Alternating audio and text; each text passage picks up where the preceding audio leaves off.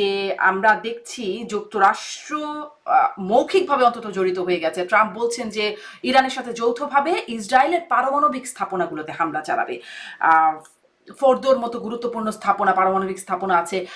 আমি একটু জানতে চাই যে ইসরায়েল এবং যুক্তরাষ্ট্রের সামর্থ্য কেমন এবং আসলে এই আশঙ্কাটা কেমন। আমরা জানি আমেরিকার বাংকার ব্লাস্টারের বিষয়টা আলোচনায় আসছে, যে আসলে এগুলোর সামর্থ্য কেমন। ধন্যবাদ। প্রথমত আমি আপনার প্রশ্নগুলিতে আসার আগেই আমার একটু মনোবেদনা আছে, সেটা আপনাকে কিন্তু বলে রাখি। এই একবিংশ শতাব্দীতে মানুষ যখন তার গ্লোবাল ওয়ার্মিং নিয়ে কাজ করবে, মানুষ যখন তার মানুষের যে দুর্ভিক্ষ অবস্থা আছে বা মানুষের খাদ্য নিরাপত্তা নিয়ে কাজ করবে, মানুষের নিরাপত্তা নিয়ে কাজ করবে, মানুষের চিকিৎসা স্বাস্থ্য নিয়ে কাজ করবে, সেখানে এখন মানুষকে মারার জন্য মরিয়া মরণপণ যুদ্ধে লিপ্ত হচ্ছে।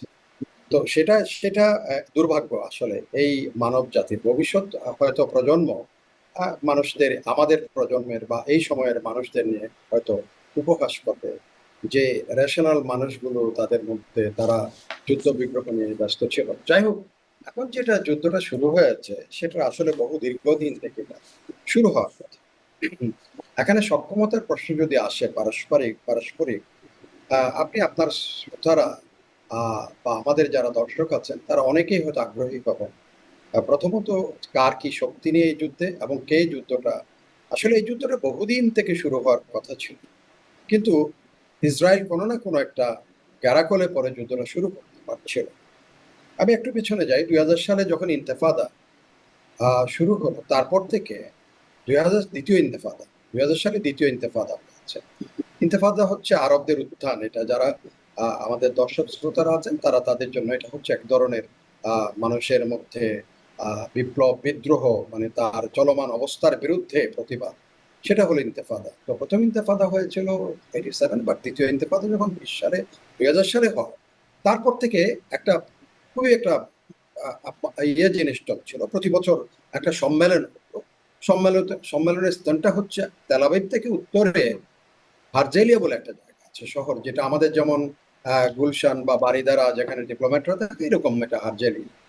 তো সেটাতে সাবজেক্ট একদম নির্দিষ্ট, সেটা হলো ব্যালেন্স অফ ইসরায়েল সিকিউরিটি। এটা তো এটা চলমান ছিল 2007 সালে এসে আমি বলবো যে এটার একটা ঐতিহাসিক পট পরিবর্তন ঘটে, যেটার আজকের ইরান আক্রমণের ভিত্তি বা বীজ সেদিন বপন করা। সেটা হচ্ছে 2007 সালে হার্জেলিয়ার যেই ব্যালেন্স অফ ইসরায়েল সিকিউরিটি যেটা হয়, সেখানে প্রথমবারের মতো আমেরিকান কৌশল প্রণেতারা এবং আমেরিকান স্টাডিজ যারা আছে তারা, American state department, American defence ministry, সবাই সেখানে হাজির হয়েছিল। সেখানে সর্বসম্মত একটা সিদ্ধান্তে তারা সেদিন আসে, সেটা হচ্ছে এযাবৎকাল যে আমাদের যে একটা অ্যাসেসমেন্ট ছিল, অ্যাপ্রিসিয়েশন ছিল, তার বলে আমরা শত্রু হিসেবে পরিগণিত ছিল আমাদের কাছে, অর্থাৎ ইসরায়েলি আমেরিকানদের কাছে আরব এবং ফিলিস্তিনিরা। তারা 2007 সালেই সেই সিদ্ধান্ত পরিবর্তন করে বলল যে আসল শত্রু কিন্তু আরব এবং ফিলিস্তিনের, আসল শত্রু হচ্ছে ইরান।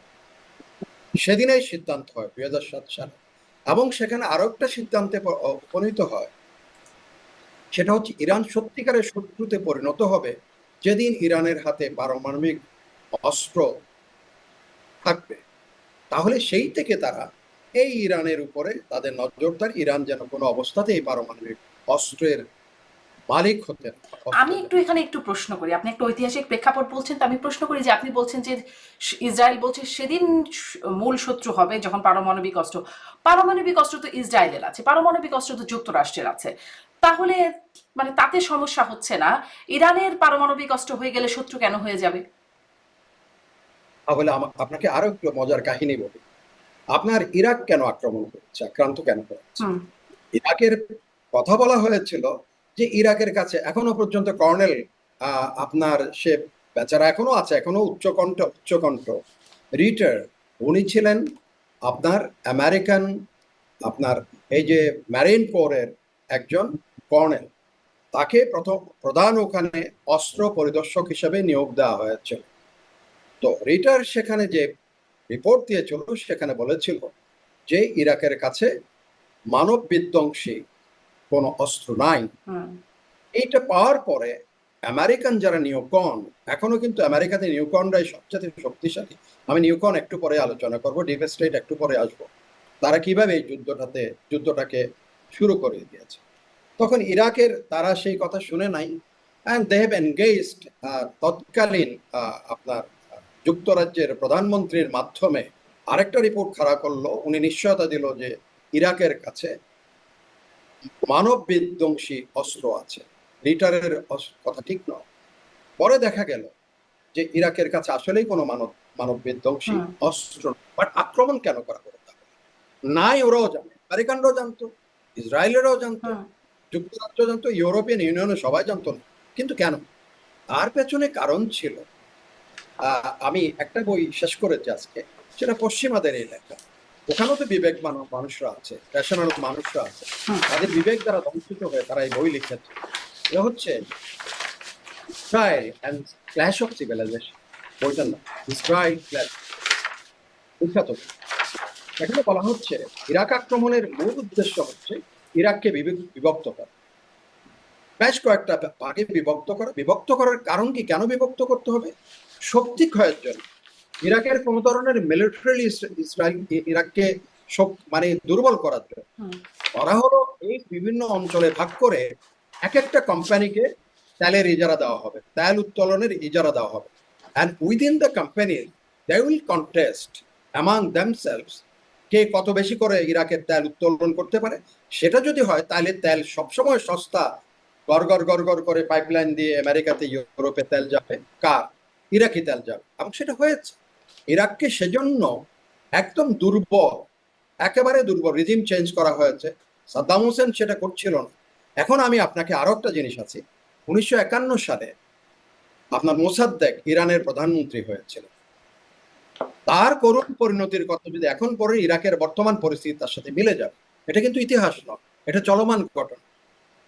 আপনি হয়তো আমি ইতিহাসের দিকে যাচ্ছি কিনা এটা মনে করেন, বাট এটা চলমান ঘটনা, বর্তমান ঘটনার সাথে এটা লিঙ্ক আপ। আমাদের শ্রোতারা, দর্শকরা এটা কিন্তু একেবারেই উপভোগ করবেন। 51 সালে যখন মোসাদ্দেক বিপুল ভোটে, উনি সাহিত্যমনা মানুষ ছিলেন, প্রধানমন্ত্রী যখন নির্বাচিত হলেন, উনি তখন দেখলেন যে তার ইরানের যত তেল উৎপাদন করা হয় তার মাত্র 10% ইরানিরা পায়, বাকি 90% নিয়ে যাচ্ছে যুক্তরাজ্য, মার্কিন যুক্তরাষ্ট্র, ইউরোপিয়ান, বিশেষ করে ব্রিটেন নিয়ে যাচ্ছে। তখন এখানে মোসাদ্দেক বলল যে আমার 10% হবে না, আমার ন্যায্য হিস্সা দিতে হবে। কিন্তু ইউরোপিয়ান এবং তারা রাজি হলো। এবং ঠিক 1991 সালে মোসাদ্দেকের বিরুদ্ধে তখন ফার্স্ট M6 সংগঠিত করে, দ্বিতীয়ত সিআইএ সেখানে একটা অ্যাজাক্স নাম দিয়ে তারা একটা অপারেশন শুরু করে। দলে দলে ইরানের রাস্তায় নেমে আসে মোসাদ্দেকের বিরুদ্ধে, মোসাদ্দেকের পতন হয় এবং সেই থেকে তারা সার মাধ্যমে ইরানকে তারা এক্সপ্লয়েট করে যাচ্ছিল। কিন্তু এর ভেতরে আবার গতি পরিবর্তন হয়ে যায়। এই যে যারা বর্তমানে ইসলামিক যারা দল, তারা চলে আসছে ক্ষমতায়। তারপরে এর মধ্যেই যেটা হলো, আপনি যদি আমাকে অন্য প্রশ্ন থাকে, নাহলে আমি আরো আগাতে থাকবো। কিন্তু না যদি না মানে আমার আসলে তাহলে কি ওই একই রকম ভাবে মানে ইরাককে যেভাবে একটা অজুহাত খুঁজে ডাব্লিউএমডি আছে মানব বিধ্বংসী এটা বলে তাদের কাছে রিপোর্ট ছিল যে আসলে নাই, তারপরে এটা বলে আক্রমণ করা হলো, সাদ্দামের পতনও হয়ে গেল সেভাবে করে, মানে একই রকম কৌশলে কি এখন ইরানের কাছে যাচ্ছে? কারণ আপনি যেটা বলছেন তখন আমি দেখলাম যে গেল মার্চে, মেজর ইমদাদ একটু এটাও বলি, গেল মার্চে তুলসী গ্যাবার্ড ইন্টেলিজেন্স প্রধান যুক্তরাষ্ট্রের, তিনি বলছেন যে ইরান পারমাণবিক অস্ত্র তৈরি করছে না এবং খামেনি সেটি সাসপেন্ড করে রেখেছে, সেটি এখনো চালু করেনি। মানে এই রিপোর্টটাকে ট্রাম্প বলছেন আই ডোন্ট কেয়ার, মানে কি বলেছেন তুলসী গ্যাবার্ড সেটাকে তিনি পাত্তাই দিচ্ছেন না। তিনি রাদার বলছেন যে খুবই ক্লোজ। ট্রাম্প যেটা বলেছেন আমি এটা শুনেছি, ট্রাম্প বলছে I am not in here, I am not in a mood, তারা বলেছেন। আমি আপনাকে এখন বলি তাইলে একেবারেই চলমান যেটা তুলসী গ্যাবার্ডের যে কথা বললেন, I am one of the fan of Tulsi Gabbard. সত্যি সত্যি বলতেছে, অনেকদিন থেকে ফলো করি তার বক্তৃতা শুনি, বক্তব্য শুনি। এই তুলসী গ্যাবার্ডে কিন্তু ইউনাইটেড স্টেটসকে বলেছিল যে ইউক্রেনে 24টা বায়োল্যাব কেন করা হয়েছে। She is the women who raised this point to the United States of America Senate এবং কংগ্রেসে। সে বলা হচ্ছিল যে আপনার এই যে ইউক্রেন কেন আক্রান্ত হবে না রাশিয়া দ্বারা, সেখানে 22টা বায়োল্যাব করা হয়েছে, যেখানে বায়োকেমিক্যাল ওয়ারফেয়ারের জন্য ল্যাব করে সেখানে আমেরিকা টেস্ট করতেছে সেগুলো। যাই হোক, that is not our, but কথা হচ্ছে এখন তুলসী গ্যাবার্ড বা এই প্রসঙ্গে কিভাবে আমরা আসছি। আপনি যে 2005 সালের অ্যানাদার টার্নিং পয়েন্ট, আজকের যুদ্ধের আরেকটা স্তর, আজকের কিন্তু যুদ্ধ না, সেটা 2005 আবার শুরু হয়েছে। 2005 হঠাৎ করে মোসাদ একটা রিপোর্ট দিল আমেরিকান ইন্টেলিজেন্সকে, আমেরিকান অথরিটিকে, যে ইরানিরা পারমাণবিক স্থাপনা নির্মাণ করছে। কোথায়? বর্তমানের যেগুলো, এই যে ফ্রডো, এবং আরেকটা হচ্ছে আপনার যেটা এখন সবচেয়ে বিখ্যাত, যেটা বমিং চলতেছে। যাই হোক, তো এখন যখন এই রিপোর্ট পাওয়ার পরে ইরানকে ধরা হলো, ইরান বললো যে না, আমরা তৈরি করছি, বাট ইন্টারন্যাশনাল অ্যাটমিক এনার্জি এজেন্সির শর্ত অনুযায়ী সেখানে যদি কোনো ধরনের কার্যক্রম পরিচালনা হয় তখনই রিপোর্ট করতে হবে। আমরা তো কোনো কার্যক্রম পরিচালনা করছি, বাট যেটাই হোক, তারপরও এটা ইউএন সিকিউরিটি কাউন্সিলের মাধ্যমে ইরানের উপর প্রথম তারা স্যাংশন আরোপ করে পশ্চিমা বিশ্ব। দেখেন, তারপরে আসলো সিজিপিওএ, যেটা হলো আপনাকে যেই চুক্তির বলে ইরানকে তারা ঠেসে ধরলো প্রথম, কারণ কম্প্রিহেনসিভ আপনার action plan, comprehensive plan of action. তখন সেটাতে বলা হলো যে যে শর্তগুলি দেওয়া হলো, ইরান সবগুলো শর্ত মেনে নিয়েছে। এবং সেই শর্তের মধ্যে কি ছিল? তারা আগামী 2031 পর্যন্ত তাদের স্থাপনাতে আপনার কোনো ধরনের পারমাণবিক সেখানে করবেন, তারা এটাকে সেন্ট্রিফিউজ গুলো ব্যবহার করে সেখানে পারমাণবিক জ্বালানি সমৃদ্ধকরণ করবেন, 1 নাম্বার। 2 নাম্বার হচ্ছে তারা এই যে প্রোডাক্ট, ওখানে এটাকে রিস্ট্রাকচারিং করে সেখানে কোনো ধরনের প্লুটোনিয়াম, যেটা পারমাণবিক বোমা তৈরি করে, সেটা তৈরি করবেন। এবং আরেকটা কন্ডিশন সেখানে ছিল, সেই কন্ডিশনটা হচ্ছে ইরান কোনো ধরনের আর পারমাণবিক স্থাপনা নির্মাণ করবে না 2031 পর্যন্ত ইরান। এবং শেষ ইয়েটা ছিল ইরানের $100 বিলিয়ন তারা ফ্রিজ করে রেখেছে, $100 বিলিয়ন, সেটা তারা ফেরত পাবে, ব্যবহার করতে পারবে। ইরান তার তেল বহির্বিশ্বে বিক্রি করতে হবে, এবং ফাইন্যান্সিয়াল যে সিস্টেম আছে তার মাধ্যমে ইরান তাদের অন্যান্য লেনদেনগুলো করতে পারে। এবং সেটা সব এগ্রিড হয়ে গেল, এবং এটা ইউএন সিকিউরিটি কাউন্সিল কিন্তু রেটিফাই করেছে, but Israel was not in A position to accept it. তখন নিউকনরা কিন্তু প্রচন্ডভাবে শুরু করেছে এটাতে কিভাবে তাকে উইথড্র করানো যায়, ইরানকে কিভাবে আবার টার্গেট। ইরাকের পরে তাদের, আপনি যদি প্রফেসর যদি বইটা পড়েন, the clash of civilisation and reforming the new world order, সেখানে হার্ভার্ডের, তো এখন সেখানে তারা বলা হচ্ছে Iran was their target after the Iraq. এখন সেটাকে যেভাবে হোক নিউকনরা তারা টার্গেটে রাখবেই। তখন বারাক ওবামা 18ই মে 2016 সালে আপনার এই সিজিপিও অ্যাডপশন ডে উদযাপন করেছে, এবং সেটা সবকিছু হয়েছে। যেই মুহূর্তে ট্রাম্প সাহেব ক্ষমতায় আসলেন, উনি 5টা দেশ সিকিউরিটি কাউন্সিলের বাকি যারা ছিল প্লাস, এটাকে বলা হয় +1, অর্থাৎ জার্মানি, সবাই এগ্রিড, রেটিফাই করেছে। আপনি ট্রাম্প বলে যে আমি এটা মানি না, সে ট্রাম্প এটা থেকে উইথড্র হয়ে চলে গেল। সেই থেকে এই কি করে ইরানি স্থাপনার উপর আক্রমণ পরিচালনা করবে,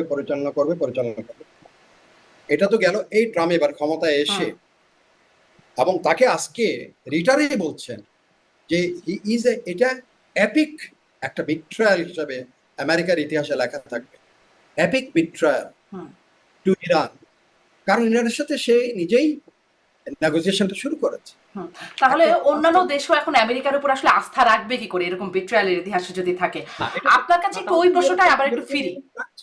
ইউরোপিয়ানরা রাখছে, আপনার ওখানে তো ইভেন কি ফ্রান্সের মতো এরকম একটা সৃষ্টিশীল কালচারের একটা দেশ, হয়তো যদিও বারবার ডিফিট হয়েছে, বারবার মার খাইছে, জাপানিজদের হাতে, জার্মানদের হাতে ডিফিটেড হয়েছে, ব্রিটিশদের হাতে মার খেয়েছে, বাট শিল্প সাহিত্য হিসেবে একটা সেই দেশের president, he became sycophant to the Trump.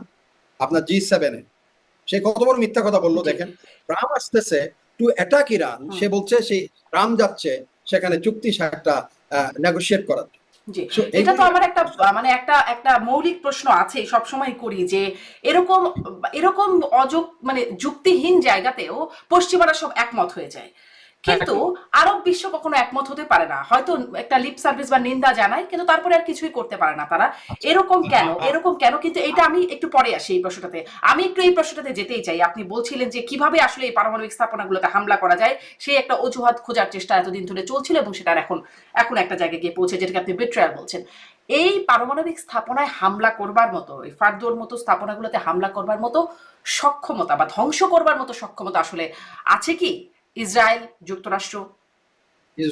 ইসরায়েলের একেবারেই নাই। সেটা আমি আপনাকে বলি, নাতানজ এবং প্রাডোই হচ্ছে সবচেয়ে বেশি, এবং সেটা বলা হচ্ছে তারা একটা প্রাডো যে অঞ্চলে যেখানে করা হয়েছে সেটা পাহাড়ের অনেক গভীরে, প্রায় 100 মিটার গভীরে। এবং এই ইসরায়েল এবং আমেরিকার যে শক্তি আছে, ইসরায়েলের শক্তি তারা যেতে পারবে 30 ফিট, ম্যাক্সিমাম 30 মিটার পর্যন্ত।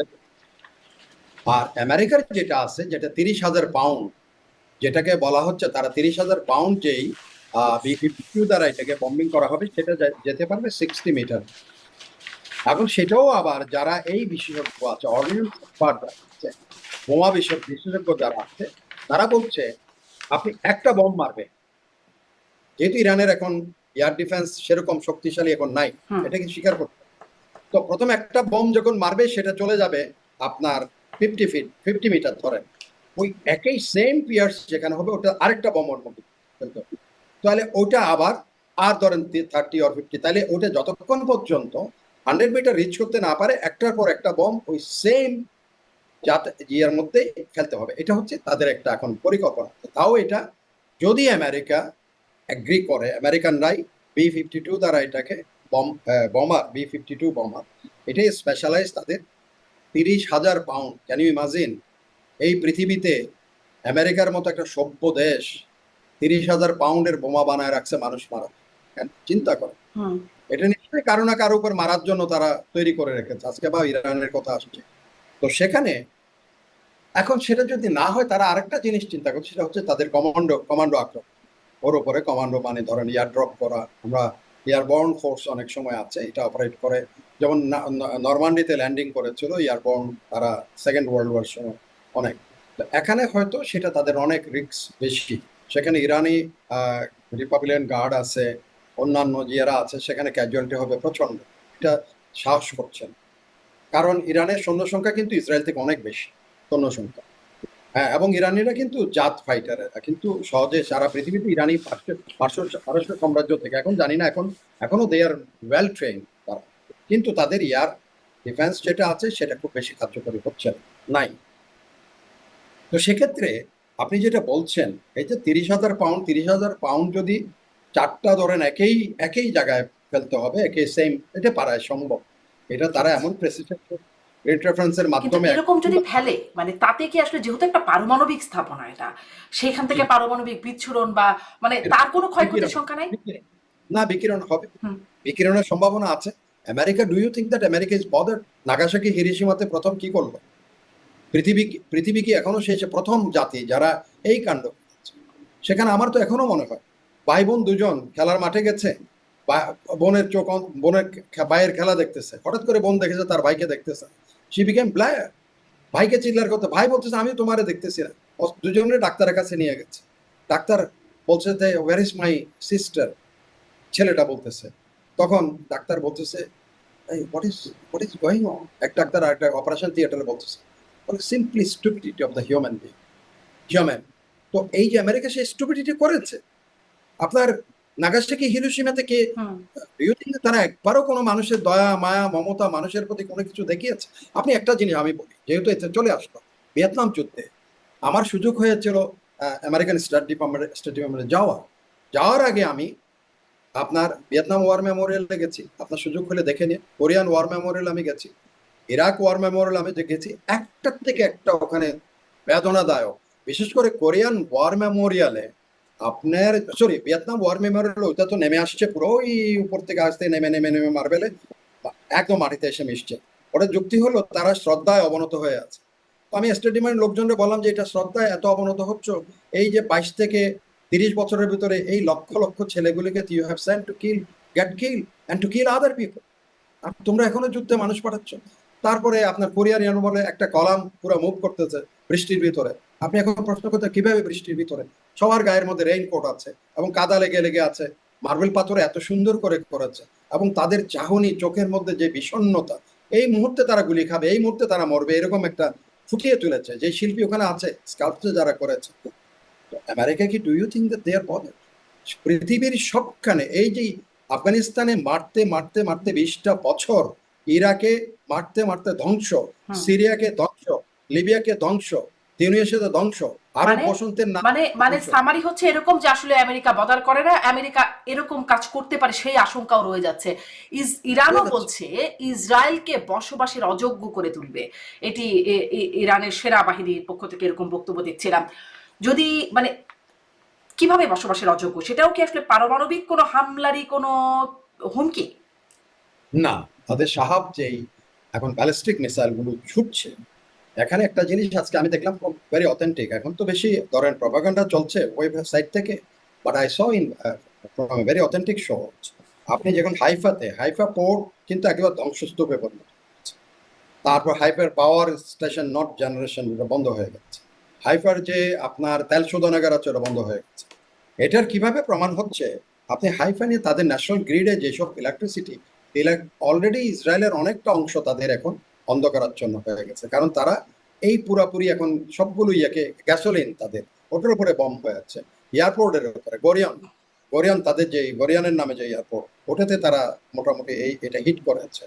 তো এই যে ব্যালিস্টিক তারা সাহাব ওয়ান যে এই ধরনের ধ্বংসযজ্ঞ চালাচ্ছে, অ্যান্ড দে হ্যাভ মোর লিটাল আপনার ব্যালিস্টিক ওয়েপন তাদের কাছে আছে, এবং সেটার সংখ্যা অজস্র। আর কামিকাজি যেই ড্রোনগুলো যেগুলো আছে, যেগুলো বিশ্বের যে কোনো স্ট্যান্ডার্ডে তারা তারা কিন্তু দেখেন। এখন প্রশ্ন আসছে আরেকটা জিনিস, ডাইমেনশন এখানে চেঞ্জ হতে যাচ্ছে। সেটা হচ্ছে আজকে ইরান বলছে যদি আমেরিকা এই ধরনের কোনো আমরা উইল হিট আমেরিকান, যেই এখানে যেমন ধরেন কাতারে সবচেয়ে বড় এয়ারবেস হুম। আমেরিকান, তারপরে ধরেন আপনার ওমানে তাদের নেভেল বেস, তারা বলছে যে আমরা আমেরিকান যতগুলি ইনস্টলেশন আছে ইম্পর্টেন্ট, আমরা উইল হিট দ্যাম, এবং এটা ইরান ক্যান ডু ইট। আপাতত যতদিন যুদ্ধ চলে, এই যুদ্ধের ভিতরে কিন্তু তারা এটা করতে পারে। হয়তো এটার জন্য এখন ট্রাম্প সাহেব আজকে আবার চিন্তা করতে, এবং সেখানে আপনার স্যান্ডারসন, হুম। ওই যে সেনেটর, সে তো একটা বিল আনছে আজকে, not allow the American president to join in the war against Iran. এটা একটা বিল এনেছে সিনেটে। হয়তো সেটা তারা একটা মুভ ফেস সেভিং হবে, হয়তো বলবে যে আমরা আক্রমণে করছি। বাট ইসরায়েল যত কিছু করছে, তার অস্ত্র, তার অর্থ, তার কৌশল, তার intelligence, everything is backed by United States of America. ইসরায়েলের এত শক্তি, ইসরায়েলের এত কিছু নেই। আচ্ছা, সমস্ত তাহলে এই তখন আসলে এই বেসিক কোয়েশ্চেনটা জাগে, যুদ্ধ কি ইসরায়েল করছে নাকি ইসরায়েলকে দিয়ে আমেরিকা করাচ্ছে? আপনি আমাদের আগে গ্রাম দেশে একটাই ছিল লাঠিয়াল, জমিদারের লাঠিয়াল ছিল। এখানে আমেরিকা হচ্ছে জমিদার, ইসরায়েল হচ্ছে লাঠিয়াল। লাঠিয়ালকে যেভাবে হুকুম করতো জমিদাররা, সেভাবে গিয়ে প্রজার মাথায় বাড়ি মারা, মানুষ ধরে আনা, কাউকে ফাঁসিতে ঝুলাই দেওয়া, এই সব কাজগুলি লাঠিয়ালরা আমাদের গ্রাম দেশে জমিদাররা হুকুম। ঠিক এক্স্যাক্টলি এই একবিংশ শতাব্দীতে আমেরিকা হচ্ছে জমিদার, আর এই ইসরায়েল হচ্ছে সেখানে লাঠিয়াল। অথবা আরেকবার বলতে পারেন, তাদের একটা হচ্ছে ইরানের যেমন অনেকগুলো আপনার প্রক্সি আছে, Israel is the proxy of United States of America. Straight আপনি একদম ইংরেজি ভাষাতে, যেটা যুদ্ধের ভাষা বা যেটা বর্তমান জিও স্ট্র্যাটেজির ভাষা, সেটা হচ্ছে Israel is not a sovereign state, is a proxy of United States of America. Simple.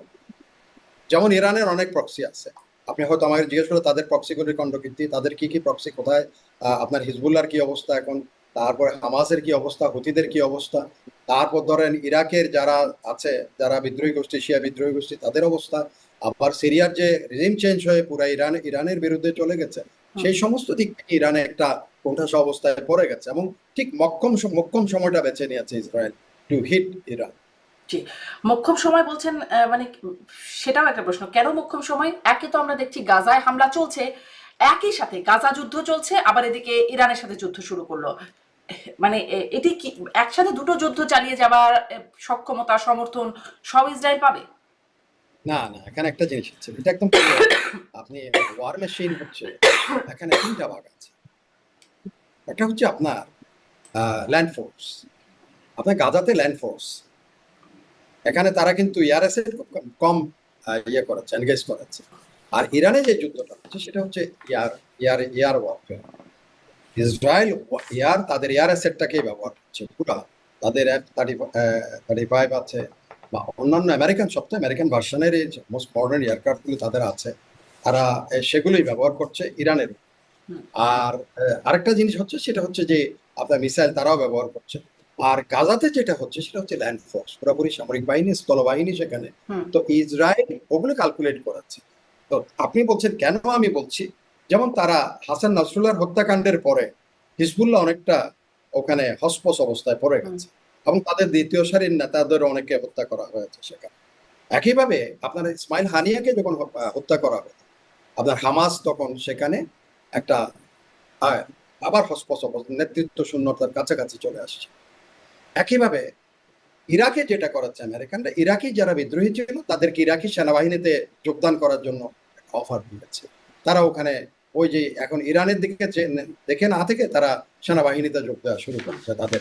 আর সিরিয়াতে যেটা তাদের জন্য লাইফলাইন ছিল, সিরিয়া পুরাপুরি রিজিম চেঞ্জ হয়ে সেখানে আসাদের পতনের পরে পুরা এটা ইরানের এগেনস্টে চলে গেছে। এখন আপনি বলবেন তাইলে ইরান কি একেবারেই অসহায়? না, ইরান অনেকটা পুষিয়ে নিয়েছে এখানে। কিভাবে? সেটা হচ্ছে ইরান তার আর্মামেন্ট যেগুলো আছে, এই যে ব্যালিস্টিক মিসাইল শাহাব 1 বলতেছি, 2 বলছে, হয়তো কালকে দেখবেন না আরেকটা অন্য টাইপেরও তারা লঞ্চ করছে। সেখানে তারা তাদের আপনার ড্রোন কামিকাজি যেটা কয়েক হাজার তাদের কাছে আছে, আপনার ব্যালিস্টিক মিসাইল গুলো তাদের কাছে, তাদের আর্মামেন্ট, এটাই হলো তাদের আমেরিকান এবং ইসরায়েলের সবচেয়ে বড় মাথা ব্যথা। এগুলো তারা কন্টিনিউয়াসলি মারতেই থাকে। আরেকটা জিনিস যেটা খুব শুধু, সেটা হচ্ছে এখন চিন্তায় আছে, এটা আমেরিকান চিন্তাবিদরা বা দুষ্ট চিন্তা যারা করছে, নিউ কনজারভেটিভ তারা বা ডিপ স্টেট, সবচেয়ে বেশি হয়ে গেছে ডিপ স্টেট, তারা পৃথিবীর 70টার মতো সরকারকে ওলট পালট করিয়েছে এই ডিপ স্টেট। এবং তারা এখন এখন আমি, আপনি একটা প্রশ্ন হয়তো আমাকে করবেন, এই যে ইরানের যারা বন্ধু আছে চীন, রাশিয়া, এদের ভূমিকাটা নিয়ে আপনি হয়তো আমাকে আসবেন, বাট আমি এখানে সৌদি আরবের কি অবস্থা হবে এটাও কিন্তু আমি একটা অ্যানালাইসিস আপনাকে দিব। এটা শুনলে হয়তো আমাদের মুসলিম বিশ্বের যারা হুজুর, যারা আমরা বেশি ধর্মপ্রাণ, তারা কিন্তু তাদের গায়ে এখন সবার লোম কিন্তু খাড়া হয়ে যাবে। আপনার শ্রোতা, আমাদের যারা শ্রোতা আছে, আপনার শ্রোতা, আমার তো না, আপনার শ্রোতারা কিন্তু কালকে থেকেই চিন্তা করে আপনাকে ফোন করতে থাকবে যে মেজর ইমদাদ এই কথা বললো, এটা কি সত্য নাকি? এই কথা আমি আপনাকে বলবো। আপনি এখন অন্য প্রশ্ন থেকে না বলেন, আপনার এই কথাটাই আগে শুনে নিই। এটা খুবই। এখন ইরানের পরে তারা থেমে থাকবেন।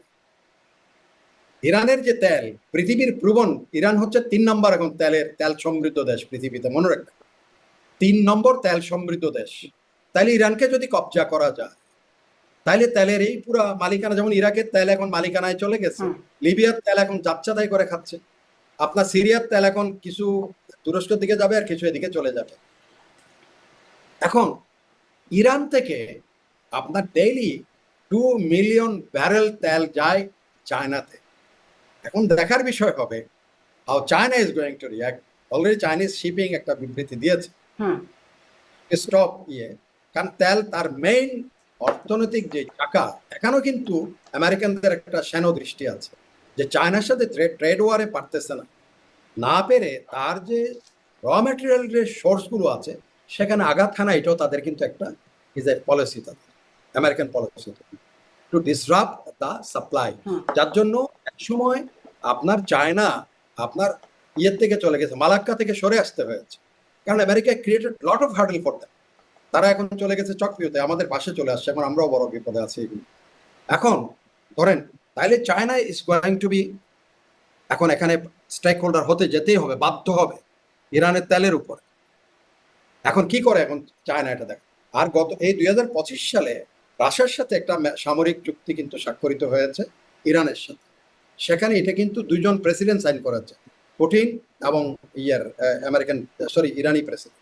এবং সেখানে সেটার দ্বারা এখন ইরানের সাথে রাশিয়ার কিন্তু বিপুল বিস্তৃত আপনার ইন্টারন্যাশনাল বাউন্ডারি, আন্তর্জাতিক সীমা আছে। এখানে কিন্তু তারা কি লেনদেন হবে এটাও কিন্তু দেখার বিষয় আসতেছে, কারণ ইরান অনেকগুলো কামিকাজি ড্রোন রাশিয়াকে সাপ্লাই দিয়েছে, শয়ে সাপ্লাই দিয়েছে আপনার যুদ্ধে, এই যে ইউক্রেন যুদ্ধ।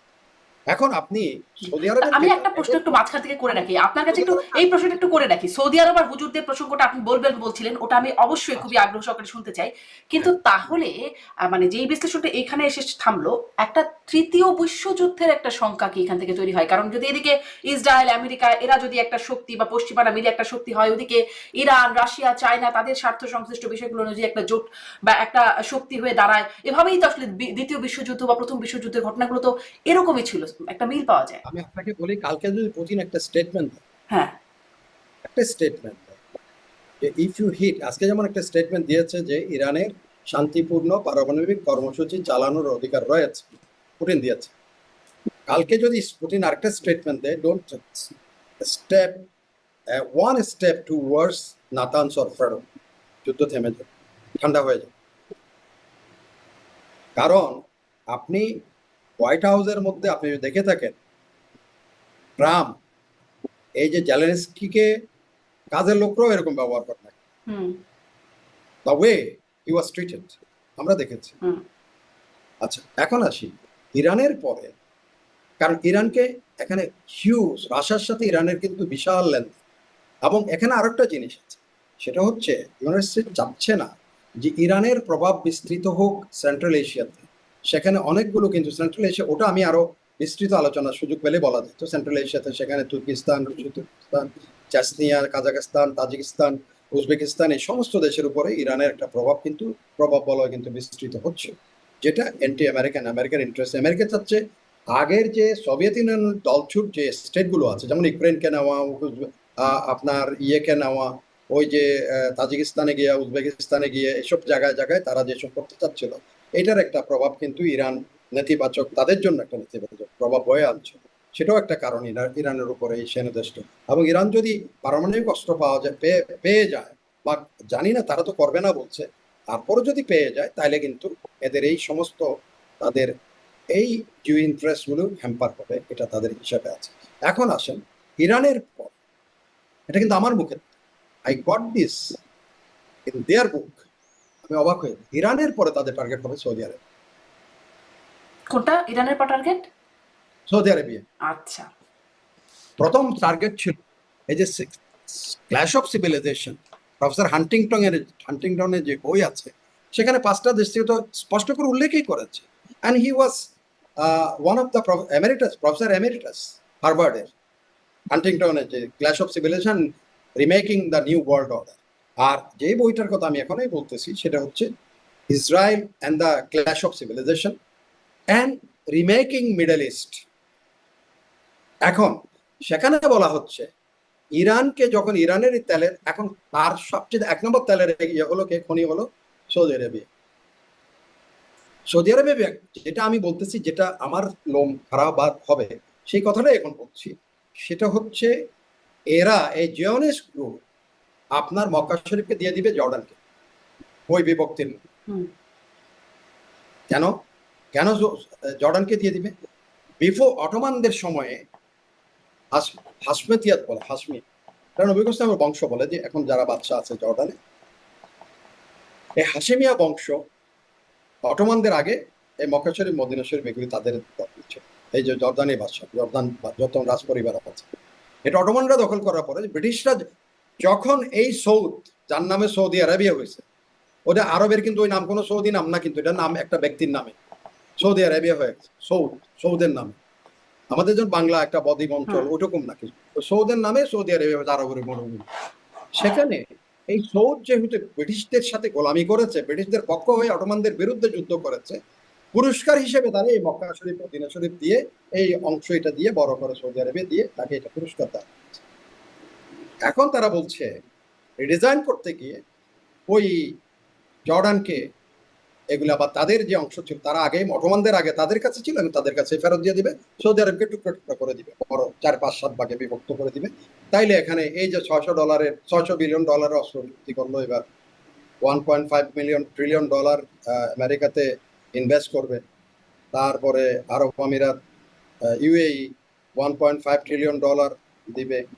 কাতার 213টা আপনার বোয়িং কেনা, সব কিন্তু ওলট পালট হয়, সব ওলট পালট।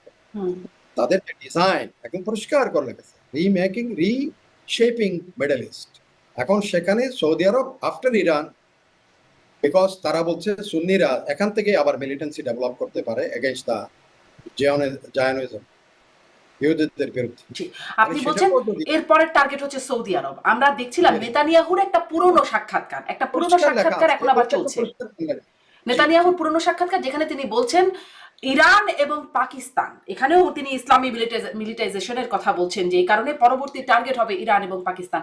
মানে পাকিস্তানকেও তারা বলছে যে তাদের টার্গেটের মধ্যে আসলে কি মানে মুসলিম বিদ্বেষ একটা এখানে একটা কারণ হয়ে দাঁড়াচ্ছে কিনা, আছে কিনা পেছনে কোনো কারণ?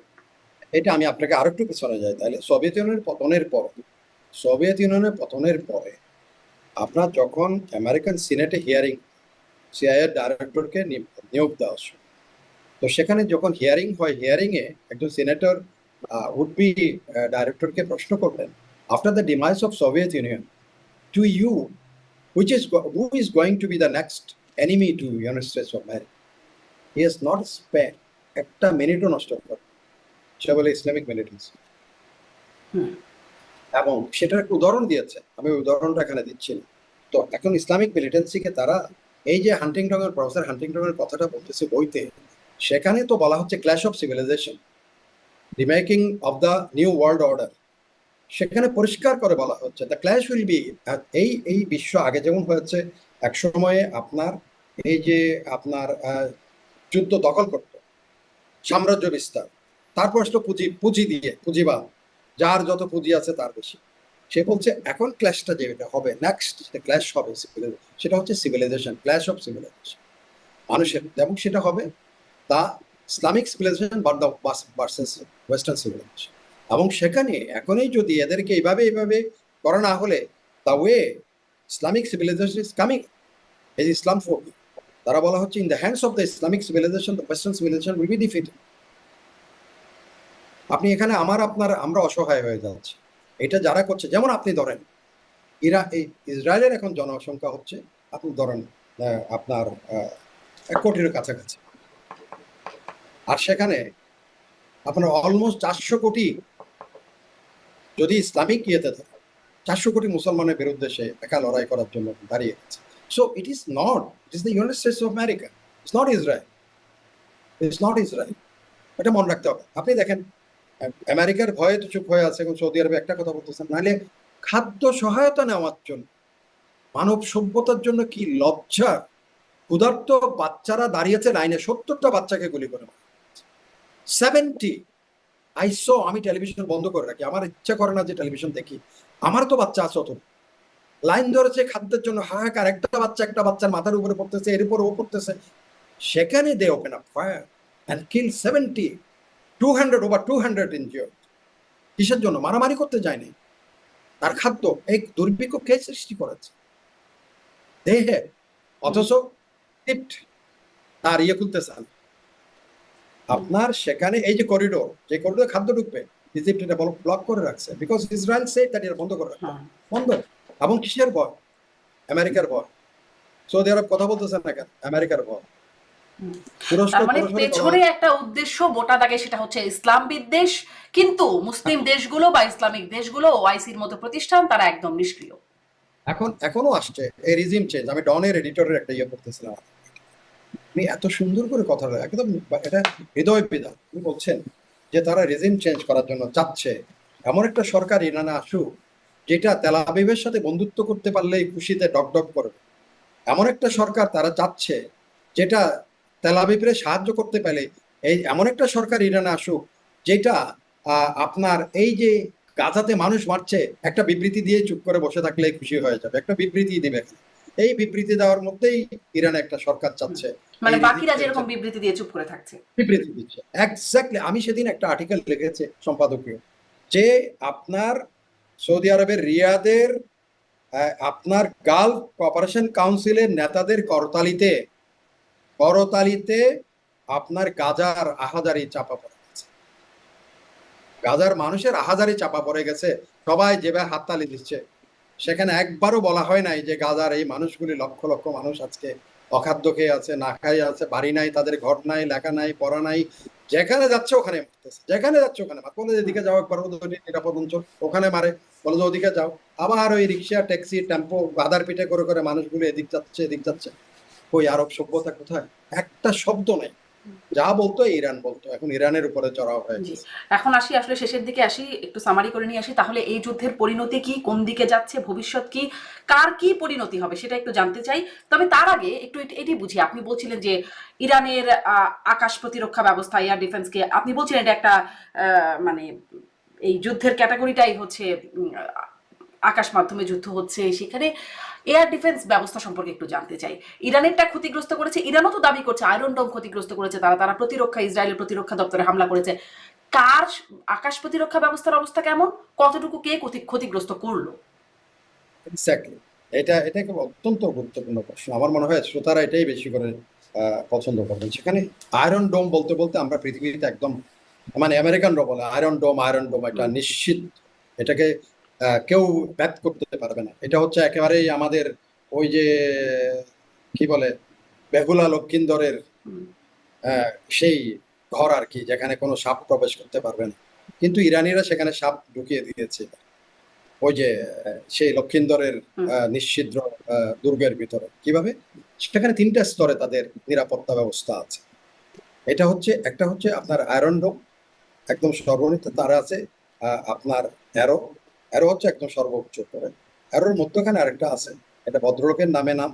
এদের কিন্তু আবার আপনি অবাক হয়ে যাবেন, এরা কোথা থেকে নিয়ন্ত্রিত হয় জানেন? আমেরিকান কলোরাডো থেকে। কলোরাডো এদের এই মনিটরিং এর হেডকোয়ার্টার আছে কলোরাডোতে, এই আয়রন ডোম ওখান থেকে। এটা নিশ্চিত এই জন্য ছিল, কারণ আপনি যখন এই যে ব্যালিস্টিক মিসাইল বা ড্রোনগুলি যখন যায়, এটা ওর বিভিন্ন ডাইমেনশনে সেগুলোকে এনগেজ করে। প্রথম করে অত্যন্ত দূরবর্তীগুলো প্রথম করে কি আপনার ওই অ্যারো 1 অ্যারো 2 এরা করে, এরা যখন না পেরে ওদেরকে ভেদ করে যখন ভিতরে ঢুকে তখন অ্যাক্টিভেট হয়ে যায়। এটা হচ্ছে স্টিং, একজনের নাম আছে, নাম আমি স্টিং এর ধরেন বললেন, ওইটা অ্যাক্টিভেট হয়। ওটা থেকে যখন চলে তখন আয়রন ডোম এখন হয়ে যায়। এখন অ্যাক্টিভেট হওয়ার পরে তারপরে এখানে একটার পর একটা ঢুকে যাচ্ছে। এটাই হচ্ছে এখন আমেরিকান আর এদের গুম হারাম হয়ে গেছে ইসরায়েলের, যেটা আপনি কখনো নিশ্চিদ্র, যেটা সেটাকে ছিদ্র হয়ে যাচ্ছে কিনা, সেটা হচ্ছে কি এটা ইজ এ, আমি বলবো যে unique innovation of Irani strategies বা ইরানি মিলিটারি যারা কমান্ডে যারা আছে বা যারা এখানে কৌশল প্রণেতা আছে।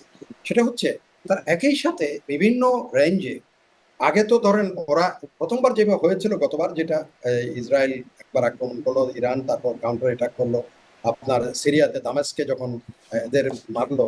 এটা যাই হোক, এখানে করে কি এরা যখন যায়, এরা একই সাথে ধরেন 100, 150 বা আপনার 50, 60, এত স্পিড, এগুলি শব্দের থেকে 6 গুণ বেশি স্পিডের। বর্তমানে যেটা এই শাহেদ যেটা, এটা হচ্ছে 6 time more than the speed, more than 6 time of sound, শব্দের থেকে 6 গুণ বেশি স্পিড এটা যায়, এবং এটা ডেভিয়েট করে, এটা তার পথ পরিবর্তন।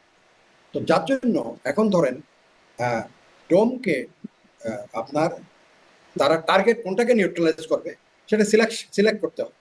ওই সিলেক্ট করতে গিয়ে ধরেন একটাকে সিলেক্ট করতে আরেকটা ঢুকে পড়তেছে, ওদিকে একটা সিলেক্ট করতে গিয়ে যেটাকে, আর which one is going to be neutralize. একই সাথে ধরেন আপনার হাতে 4জন 5জন চলে আসে, আপনি এটার মারবেন, এটার মারবেন, ওটার মারতে গিয়ে 2-4টার ভিতরে এভাবে ঢুকতে এখন মোটামুটি তারা এটা একেবারেই একটা হস্তনস্ত অবস্থায় গেছে। যদিও আজকে তারা একটা থ্রেড দিয়েছে, যদি আমি একটু আগেই আপনার ওই যে আমানপুরের একটা ইন্টারভিউ হয়, কঠিন, অনেকটা আপনার মতো কঠিন কঠিন প্রশ্ন করে আমানপুর দেখলাম। আমানপুরে এখন Iranian state minister foreign affairs এর সাথে একটা ইন্টারভিউ হচ্ছিল, এত কঠিন প্রশ্ন করেছে। বলে যে ট্রাম্প তো বলেছে তোমাদেরকে সারেন্ডার করার জন্য। সে খুব হাসলো, সে বলে যে হয়তো ট্রাম্প ইরানিদের চেনে না, ইরানিরা কত যুক্তে কত হাজার বছর ধরে কিভাবে যুদ্ধ করে আসবে, সো সে বলতে পারে সেটা। বাট আমাদের এখনো পর্যন্ত লাস্ট ইয়েগুলো থেকে এখনো বাকি আছে, মানে ওই যে পিকচার আবি তো বাকি হয় এরকম টাইপ। হ্যাঁ বলছে, এখন দেখা যাক, আমরা কালকে সকালেও আবার পিকচার দেখবো হয়তো, তারপরও দেখবো। এর ভিতরে যদি আমেরিকা, ওই ট্রাম্প সাহেবের তো আমার এক প্রশ্নকর্তা বলতেছিলেন যে ওলট পালট প্রেসিডেন্ট, তো ওলট পালট প্রেসিডেন্ট কালকে সকালবেলা যদি আবার ওলট হয়ে যায়, আবার পালট হয়ে যায়, তার তুলসী গ্যাবার্ডকে সেই বানাইলো তার ইন্টেলিজেন্স, এখন বলা তুলসী গ্যাবার্ডের I am not in a mood to hear, তার ইন্টেলিজেন্স চিফের ব্রিফিং সে শুনতেছে। এখন আজকে কথা উঠছে যে তুমি ততদিন বলে আসছো ইরান, সরি ইসরায়েল বলতেছে তারা only 1 month away from making the bomb. তার তোমার ইন্টেলিজেন্স বলতেছে না, তারা দে আর ফার অ্যাওয়ে, তারা they are not in having an intent to have the bomb. তো এটা কেমন করে হচ্ছে? সে কোনো কথা বলে না। এরকম ওলট পালট প্রেসিডেন্ট এখন আমেরিকানদের কপালে পড়ছে। হুম। রিটারের মতো বলে যে I feel shame that I am the citizen of this country where the president is there, জি, জি। এই টাইপের। কিন্তু ওলটপালট প্রেসিডেন্ট থাকলেও তাকে সমর্থন করছে, একদম পুরো পশ্চিমা বিশ্ব সমর্থন করছে, সবাই একমত হয়েও যাচ্ছে, সেটা নিয়ে আমরা কথা বলছিলাম। যাই হোক, আসলে G7 এর কথা আপনি বলছেন, G7 এ বলা হয়েছে যে Iran should not have the nuclear bomb. হুম, এটা তাদের থেকে যার যার ভয় আছে এখানে। তারা everyone they were dominated some or other times by the Iranian, এটা তারা তাদের মনে আছে, হয়তো এগুলির তাদের মন থেকে ভয় পাচ্ছে। জি। কে কি কৌশলে যায়, আপনি বলছিলেন যে সকালে হতে হতেই কি হয়ে যায় তার কোনো ঠিক ঠিকানা নেই, অতএব পূর্বাভাস নাই বা করলাম। পরবর্তীতে নিশ্চয়ই আবার কথা হবে, কোন দিকে যায় সেই পরিস্থিতি বিশ্লেষণ করে নিশ্চয়ই আপনার সাথে আবার কথা বলার সুযোগ হবে। অনেক ধন্যবাদ যুক্ত হবার জন্য। দর্শক অনেক ধন্যবাদ এতক্ষণ সাথে থাকবার জন্য। আজকের মতো বিদায় নিই। আসসালামু আলাইকুম।